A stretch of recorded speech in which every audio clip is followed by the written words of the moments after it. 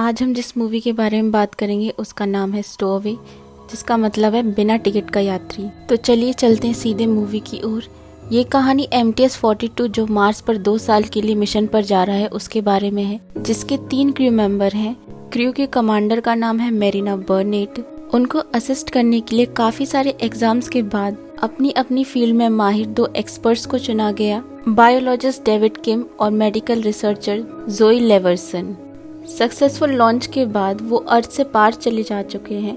Launch vehicle से 450 metre long tether connected है। Space tether लंबी केबल्स होती हैं जिनका use propulsion, momentum exchange, stabilisation या फिर स्पेसक्राफ्ट या सैटेलाइट की पोजीशनिंग को मेंटेन करने के लिए किया जाता है। ये एक तरह से आर्टिफिशियल ग्रेविटी से वेट मैनेजमेंट कर रहे हैं। सब अंदर एडजस्ट हो जाते हैं अपने अपने एरियाज में।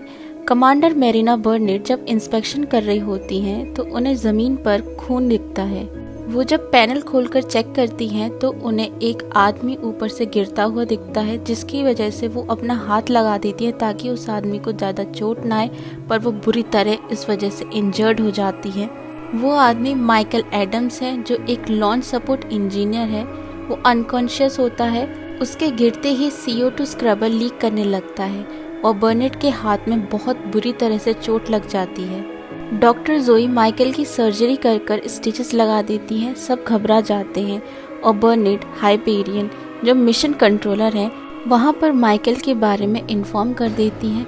माइकल को जब होश आता है तो वो अपने आप को स्पेसशिप में देखकर पैनिक हो जाता है। फिर आगे वो बताता है कि गलती से वो पीछे छूट गया और उसे जाना होगा अपनी सिस्टर की देखभाल करने के लिए। कमांडर बर्नेट उससे बात करती हैं और उसकी सिस्टर की पढ़ाई का पूरा खर्चा उठाया जाएगा ये भी बोल देती हैं। माइकल वहाँ पर बोझ बनकर सिर्फ पढ़ा नहीं रहना चाहता था, इसीलिए वो कुछ छोटे छोटे काम करना स्टार्ट कर देता है। कमांडर बर्नेट जब CO2 स्क्रबर की जांच करती हैं तो पता चलता है कि ये डिवाइस जो CO2 को शिप से बाहर कर रहा था परमानेंटली डैमेज हो गया है।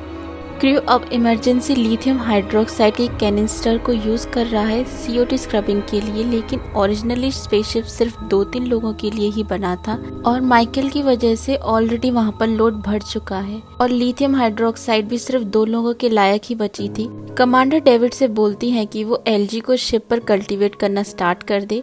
असल में डेविड 2 सालों से LG को मार्शियन कॉलोनी पर ग्रो करवाने की रिसर्च में लगा हुआ था। LG की मदद से उनकी ऑक्सीजन रिक्वायरमेंट पूरी हो जाएगी, लेकिन LG का भी आधा बैच ही जीवित रह पाता है, जिससे 3rd मेंबर के लिए ऑक्सीजन निकल नहीं सकती। ऑक्सीजन के बिना चारों लोग मार्स पर जाने से पहले ही एस्फिक्सिएट यानी ऑक्सीजन की कमी से मर जाएंगे। कमांडर मेरिना मिशन कंट्रोलर यानी हाइपेरियन को ये सब बताती है और पूछती है कि इन सब से बचने का कोई सोल्यूशन है। हाइपेरियन भी सोल्यूशन निकालने के लिए लगा हुआ है। वहाँ के साइंटिस्ट लगातार कोशिश कर रहे हैं कि कोई ना कोई सोल्यूशन निकल आए। उसके बाद हम देखते हैं कि मेरिना और डेविड आपस में बात करके माइकल को सेक्रीफाइस करने की बात करते हैं, क्योंकि वो ना तो इस मिशन के लिए ट्रेंड है और उसकी वजह से ऑक्सीजन कंजप्शन भी ज्यादा हो रहा है। लेकिन डॉक्टर जोई उनसे 10 दिन मांगती है ताकि कोई सोल्यूशन निकाल सके।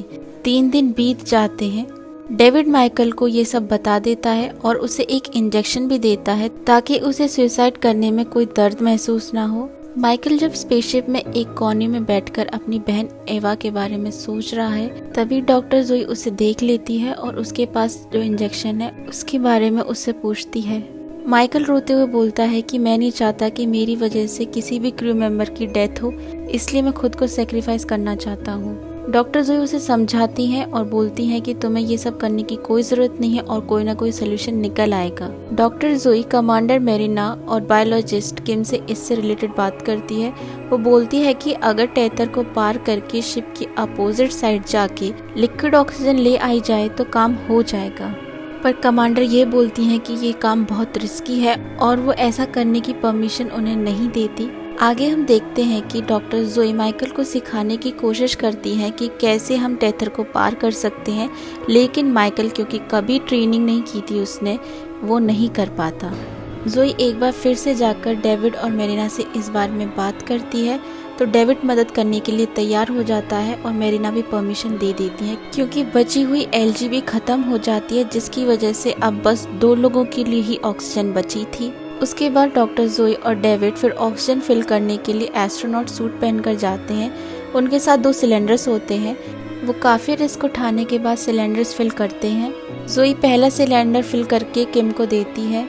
जैसे ही डॉक्टर जोई दूसरा सिलेंडर लगाती है, हाई एनर्जी सोलर फ्लेयर का अलार्म बजता है। मतलब अब सोलर फ्लेयर स्टार्ट होने वाला था, उसकी वार्निंग थी वो, जिसकी वजह से उन्हें तुरंत लौटना पड़ता है। सोलर फ्लेयर एक तरह की फ्लैशेस होती हैं जो कि सन के कोरोना एरिया से आउटर स्पेस में आती हैं, जो कि डेडली यानी जानलेवा होती हैं। वापस आते वक्त जोई से वो सिलेंडर भी गिर जाता है। दूसरी ओर वो दूसरा सिलेंडर वहीं भरने लगा हुआ है और वहाँ ऑक्सीजन लीकेज भी हो रही थी। अब सब परेशान है क्योंकि किसी एक को वो डेडली रेडिएशंस में से जाकर सिलेंडर को लाना पड़ेगा, जिससे कम से कम 3 लोग तो बच सके। माइकल जाने के लिए बोलता है, लेकिन वो ट्रेन नहीं है और अगर वो नहीं ला पाया तो तीसरे इंसान के लिए भी ऑक्सीजन का इंतजाम नहीं हो पाएगा। कमांडर मेरिना तो ऑलरेडी इंजर्ड थी और वो स्पेसशिप की पायलट भी हैं, जिस वजह से वो नहीं जा सकती। अब बचे सिर्फ 2 लोग, डॉक्टर जोई और बायोलॉजिस्ट किम। मूवी को कंटिन्यू करने से पहले मैं आप लोगों से एक बात बोलना चाहूँगी। आप स्क्रीन पे जैसा देख सकते हैं कि 91.8% लोग जिन्होंने सब्सक्राइब नहीं किया है वो मूवी देखते हैं और सब्सक्राइब नहीं करते हैं। बट ऐसा मत करिए, सब्सक्राइब करिए चैनल को, ताकि मेरे को मोटिवेशन मिल सके और आपको अलग अलग जॉनरा की मूवीज़ देखने को मिले। खैर, हम आगे देखते हैं कि डॉक्टर जोई डेविड किम को जाने से मना कर देती हैं और वो खुद को सेक्रीफाइस करने के लिए कहती हैं। उसके बाद वो अकेले ही सिलेंडर लेने के लिए चली जाती हैं। ये सीन बहुत ही इमोशनल होता है। डॉक्टर जोई टेथर पार करने के बाद सिलेंडर्स फिल करती हैं और वो वहाँ से लेके आ रही हैं और स्पेसशिप के अंदर कमांडर माइकल और डेविड बहुत ज़्यादा दुखी और इमोशनल होते हैं। डॉक्टर जोई हाई एनर्जी सोलर फ्लेयर की डेडली रेडिएशंस को बेयर करते हुए वहाँ पर ऑक्सीजन सिलेंडर लेकर आती हैं। वो बुरी तरह से इंजर्ड हो चुकी हैं। वो स्पेसशिप के अंदर सिलेंडर पहुँचा देती हैं, जिसके बाद वो स्पेसशिप के बाहर ही बैठ जाती हैं।